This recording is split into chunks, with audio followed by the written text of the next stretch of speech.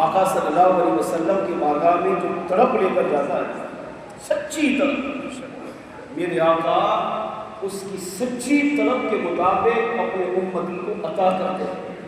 حضور یہ بھی دیکھتے یہ آنے والا حافظ ہے، یہ آنے والا قاری ہے، یہ آنے والا علامہ ہے، یہ آنے والا مفتی ہے، یہ اتنا بڑا شیخ حدیث ہے، یہ اتنا بڑا ولیرہ ہے، یہ وزیر اعظم ہے، یہ سردار ہے، یہ صدر ہے، اس کا دنیاوی منصب اتنا بڑا ہے، اس کا دینی منصب اتنا بڑا ہے۔ یہ نہیں دیکھتے، یہ دیکھتے ہیں کہ میری بارگاہ میں آنے والے کے دل میں میرا پیار کتنا ہے، میرا ادب کتنا ہے، میرا احترام کتنا ہے، مجھ سے وفا کتنی کرتا ہے۔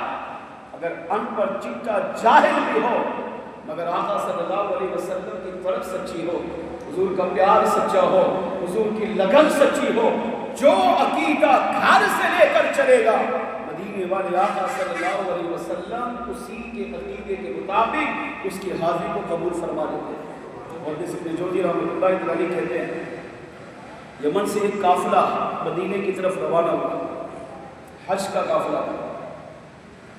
یمن میں ایک غریب شخص رہتا تھا جو جھوپڑی میں، انتہائی غریب، اس کے بعد ایک ٹائم کا کھانا ہے وہ اس نے کرے۔ کہتے وہ اس قافلے کے پاس گیا، اس سے کہا کہ مجھے بھی اپنے ساتھ، اس نے کہا کہ دیکھو تمہارے غریب ہو، اسباب نہیں ہے تمہارے پاس، ہمیں مشقت ہوگی، تمہیں بھی مشقت ہوگی، لہذا ہم نہیں لے جا سکتے۔ اس کی طرف سچی پیار سچا، رونے لگے۔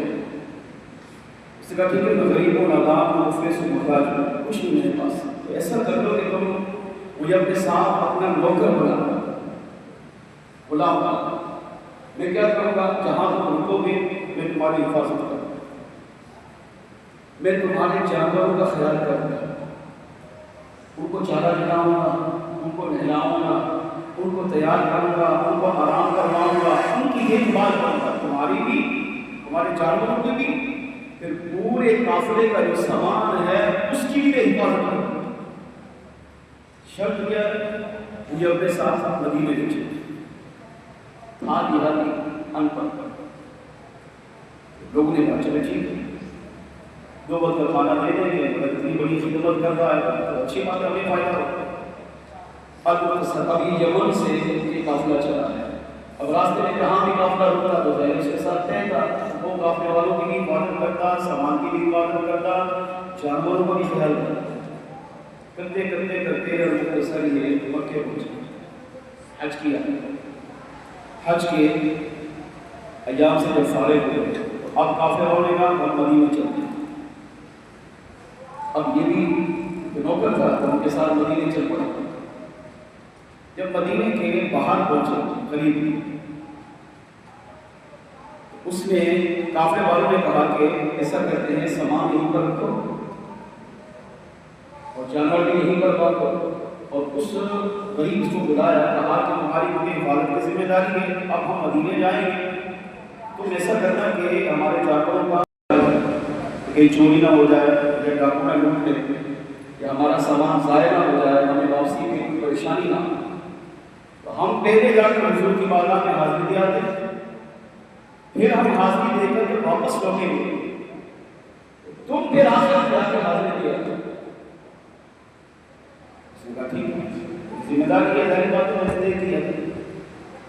اب قافلے والوں نے پڑاؤ کیا، سامان رکھا، اس کو وہیں چھوڑا، پورا قافلہ جتنے بھی افراد تھے سارے حضور کے روزے پر حاضر ہوئے، حاضری دی، نوافل پڑھے، کسی نے قرآن کی تلاوت کی، کسی نے حضور کے روزے پر آ کر سلام پیش کیا، جس کا جو انداز تھا اس نے حضور کی بارگاہ میں پیش کیا۔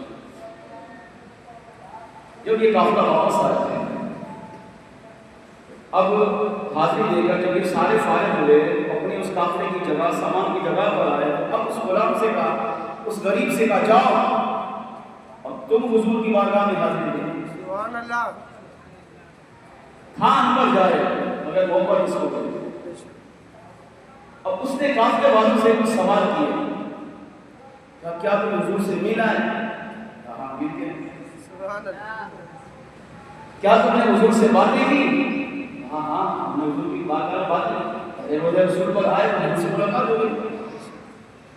اب روزے رسول پر آئے تو جو دل میں تھا وہ حضور کی بارگاہ میں پیش کر دیا تو باتیں کر لیا.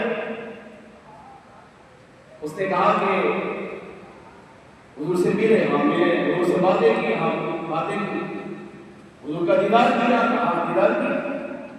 اب ان کا مقصد سنہری جاریہ محمد خضرہ کا دیدار کیا.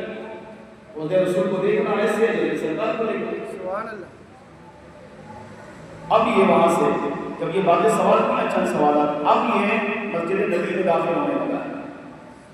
اب جاتے جاتے یہ دل میں سوچا یہ حضور سے مل کر آئے، میں بھی مل کے آؤں گا. یہ حضور سے باتیں کر کے آئے ہیں، میں بھی باتیں کر کے آؤں گا. یہ حضور کا دیدار کر کے آئے ہیں، میں بھی دیدار کر کے آؤں گا. یہ آقا صلی اللہ علیہ وسلم کی زیارت کر کے آئے، حضور کی بارگاہ میں اپنے لمحے گزار کر آئے، میں بھی گزار کر آؤں گا. اور تب تک واپس نہیں آؤں گا جب تک میں حضور کا دیدار کروں. اب اس نے اپنے ذہن میں کیا سمجھا ہوا ہے کہ میں جاؤں گا تو سچ مچ حضور سامنے بیٹھے ہوں گے.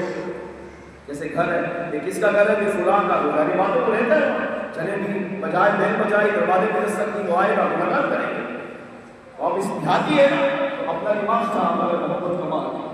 میں جاؤں گا تو حضور کا دیدار کروں گا، پھر حضور کے سامنے بیٹھوں گا، پھر حضور سے باتیں کروں گا، حضور کو اپنے جملے سناؤں گا، آقا صلی اللہ علیہ وسلم کے ساتھ کھانا کھاؤں گا، پھر حضور سے اجازت لے کر واپس پلٹوں گا یا ساری زندگی حضور کی خدمت میں گزار دوں گا.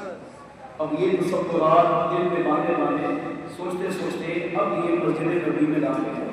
مولوی ابن جوزی رحمۃ اللہ علیہ لکھتے ہیں سب سے پہلے اس دیہاتی نے آ کر حضور کو تلاش کیا سرکار کہاں ہے. تو پوری مسجد نبی میں تلاش کیا، حضور نظر نہیں آئے. یہاں تک کہ مؤذن نے اللہ اکبر کی صدا بولی، نماز کا وقت ہوا. اب اس نے کیا کیا؟ جلدی جلدی پہلی صف میں جا کے بیٹھ گئے. سبحان اللہ. کیا سوچ کر ابھی حضور آئیں گے، ابھی اقامت ہوگی، سرکار مسئلے پر تشریف لائیں گے، آ کر نماز پڑھائیں گے. میں حضور کے پیچھے نماز پڑھوں گا، دیدار بھی کروں گا، نماز بھی پڑھوں گا، پھر آقا صلی اللہ علیہ وسلم کی مبارک تلاوت بھی سنوں گا، پھر حضور کی بارگاہ میں بیٹھوں گا، پھر حضور سے باتیں کروں گا. حضور سے محبت کا انداز یہ سوچ رہا ہے. اب وقت ہوا جماعت کا، اقامت ہو گئی، نماز ہو گئی، سرکار نظر نہیں ہے. نماز سے فارغ ہو گیا. اس نے برابر والے سے پوچھا حضور کہاں ہیں؟ تو اس نے سنہری چادر کی طرف اشارہ کیا، کہا سرکار وہاں. منبر بھی خالی ہے، مسجد میں بھی نظر نہیں آ رہا ہے، محراب میں بھی نہیں ہے، صلی رسول پر بھی نہیں ہے، کہاں ہے میرے آقا؟ اس نے کہا سرکار وہاں آرام فرما. اب یہ وہاں سے اٹھا اور سنہری چادر دروازہ ذہنی بند ہے، وہاں تو اندر جانے کی ضرورت نہیں، خاص لوگ ہی جاتے ہیں. مگر اصل یہی خاص ہے، اندر جانا کمال نہیں. کمال یہ ہے کہ اپنے آپ کو ایسے بنا کر جاؤ کہ اندر والے آقا خود باہر تشریف لے. سبحان اللہ. اب یہ سمجھ گیا حضور اندر ہے، اب انتظار کر رہا ہے کس بات کا؟ ابھی حضور آئیں گے، ابھی دروازہ کھلے گا، چہرے پر بہار کا دیدار کروں گا، مصافحہ کروں گا، آقا صلی اللہ علیہ وسلم کے قدموں میں گر کر حضور کے قدمین مبارک کو چوموں گا. اب انتظار کر رہا ہے یہاں تک کہ شام ہو گئی، انتظار کر رہا ہے یہاں تک کہ فجر ہو گئی، پوری رات گزر گئی. ادھر وہاں قافلے والے انتظار کر رہے ہیں، وہ ہمارا غلام، وہ ہمارا غریب ابھی تک پہنچا نہیں. محدث ابن جوزی کے انتظار کرتے کرتے رات گزری، اگلا دن آیا، فجر کی نماز پڑھی، پھر حضور کی بارگاہ میں آ گئے. اب اس نے آقا صلی اللہ علیہ وسلم کی بارگاہ میں جو الفاظ پیش کیے، محدث ابن جوزی کہتے ہیں اب آقا صلی اللہ علیہ وسلم کی بارگاہ میں اپنی اس انداز میں کہنے لگا یا رسول اللہ صلی اللہ علیہ وسلم، میرے قافلے والے آئے، آپ نے ان سے ملاقات کی، میرے قافلے والے آئے، انہوں نے آ کر آپ کا دیدار کیا، وہ آپ کی بارگاہ میں آ کر آپ کی بارگاہ میں فریادیں پیش کرتے رہے. آقا لگتا ایسا ہے وہ آپ کی بارگاہ میں مقبول ہے، وہ آپ کی بارگاہ میں محبوب ہے، وہ آپ کے منصور نظر ہیں، آپ کو ان کی بارگاہ میں، آپ کی بارگاہ میں آنا ان کا پسند آیا. آپ نے انہیں اپنا دیدار بھی عطا کیا ہے، آپ نے ان سے کلام بھی کیا ہے، آقا آپ کی بارگاہ میں وہ بیٹھے بھی رہے، آپ نے ان سے گفتگو بھی کی ہے، مگر میں کل سے یہاں پر کھڑا ہوں، آپ کی بارگاہ میں فریاد پیش کر رہا ہوں، یا رسول اللہ یمن سے یہاں پر میرے آنے کا مقصد حج کرنا نہیں تھا، عمرہ کرنا نہیں تھا، اگرچہ اللہ کی عبادت اپنی جگہ کمال کی ہے، مگر میرا یہاں پر آنے کا مقصد آپ کا دیدار کرنا تھا، آپ کی بارگاہ میں حاضر ہو کر کچھ باتیں کرنی تھی، آپ کا چہرہ کو دعا دیکھنا تھا، آپ کے مبارک ہاتھوں کو بوسہ دینا تھا، اور پھر تمنا یہ تھی کہ ساری زندگی آپ کی خدمت میں گزار دو، مگر آقا اب لگتا ایسا ہے آپ کو میرا آنا پسند نہیں آیا، میری حاضری قبول نہیں کی گئی، آپ اپنے حجرے سے باہر نہیں آ رہے، آپ مجھے اپنا دیدار نہیں کرا رہے، آپ مجھ سے باتیں نہیں کر رہے، یا رسول اللہ اس لیے کہ میں غریب ہوں، میں ان پڑھ ہوں، میں جاہل ہوں، مجھے کچھ آتا نہیں ہے، مجھے آپ کی بارگاہ کے حاضری کے آداب کا نہیں پتا، مگر عرض کیا یا رسول اللہ اگرچہ میں جاہل ہوں، ان پڑھ ہوں، میرے پاس کوئی بھی ایسی خاص صفات نہیں ہے، مگر سچی بات یہ ہے کہ میں آپ کی سچی محبت کرتا ہوں، میرا پیار سچا ہے، میری عقیدت سچی ہے، میرا ادب مصطفیٰ سچا ہے، اور ابن جوزی کہتے ہیں اس انداز میں بارگاہ رسالت میں حاضر ہو کر سنہری جانوں کے سامنے کھڑے ہو کر حضور سے ایسے باتیں کر رہا ہے جیسے زندہ کے سامنے باتیں کرتا ہے، جیسے ایک دکھی اپنے سامنے والے کو اپنے دل کے ٹکڑے سناتا ہے، اب یہ دیہاتی بھی حضور کی بارگاہ میں ٹکڑے سنا رہا ہے، لوگ اس کے قریب جمع ہو گئے، اس درد سے رونے لگ گیا، لوگوں نے اس کو دیکھا، لوگ رونے لگے، یہاں تک کہ دھڑام سے زمین پہ گرا، بے ہوش ہو گیا، جب ہوش آیا اٹھا، اب الٹے قدم بوجھل قدم مسجد نبوی سے پیچھے ہٹا رہا ہے، اپنے قافلے والوں کے پاس گیا، اب جب اٹھا ہے بشاش ہے، چہرے میں مسکراہٹ ہے، اب جھومتا اپنے قافلے والوں کے پاس پہنچا، قافلے والوں نے کہا اتنی دیر لگا دی، کہا ہاں حضور کا انتظار کرتا رہا، دن گزر گیا، رات گزر گئی، آقا تشریف نہ لائے، تمنا یہ کی تھی اس در پر یا تو مجھے موت آئے گی یا اس در سے تب جاؤں گا جب مدینے والے آقا مجھے اپنے چہرے کا دیدار سبحان اللہ نماز کے بعد حضور کی بارگاہ میں حاضر ہو کر بولتا رہا، یہاں تک کہ میں دھڑام سے گرا، سر کی آنکھیں بند ہوئی، دل کی آنکھیں کھلی، کیا دیکھتا ہوں وہی آقا جس کا دیدار کرنے کے لیے یمن سے یہاں پر آیا تھا، میرے آقا مزار سے باہر تشریف لائے، مجھے آ کر اٹھایا، مجھے سینے سے بھی لگایا، پیشانی کو بوسہ بھی عطا کیا اور فرمایا میرے دیوانے تم نے سمجھا ہم نے تمہاری حاضری کو قبول نہیں کیا، فرمایا ایسا نہیں، اس سال ہماری بارگاہ میں جتنے عاشق آئے ہیں ان کی حاضریاں بھی قبول ہے، مگر سب سے زیادہ ہم نے تمہاری حاضری کو اپنی بارگاہ میں قبول فرما لیا، اس لیے کہ تم جو طرف لے کر آئے تھے، تم جو محبت لے کر آئے تھے، تم جو پیار لے کر آئے تھے، اللہ کریم نے تمہاری حاضری کو قبول بھی کیا ہے، اور کریم اور رب نے تجھے مصطفیٰ جان رحمت کا دیدار بھی عطا کیا۔ سبحان اللہ قافلے والے ہیں وہ کہتے ہیں پڑھے لکھے ہم، حافظ عالم ہم، مناسب مراتب ہمارے پاس ہے، ہم نے تو سمجھا تھا یہ غریب ان پڑھ جاہل ہے، انہوں نے کہا یہ کیسے؟ سچ مچ دیدار کیا؟ کہا ہاں سچ مچ کیا، تم نے تو کہا تھا حضور کا دیدار کر کے آئے ہیں، تو تم نے کیا ہے، تم نے بھی تو دیا ہے، انہوں نے کہا ہم نے صرف روزے رسول کو دیکھا اور تم نے سچ مچ حضور کا چہرے پر دعا دیکھا، ہم نے کہا ہم نے حضور سے باتیں کی، مطلب یہ تھا حضور روزے میں موجود ہے، ہم سنے کی جاگہ کے سامنے کھڑے ہو کر اپنے دل کی داستان بارگاہ رسالت میں پیش کرتے ہیں، جبکہ تم نے سچ مچ حضور کے سامنے بیٹھ کر چہرے سے آنکھوں سے چہرے پر وہاں کا دیدار بھی کیا، حضور کی بارگاہ میں بیٹھ کر اپنے دل کے ٹکڑے بھی سنائے،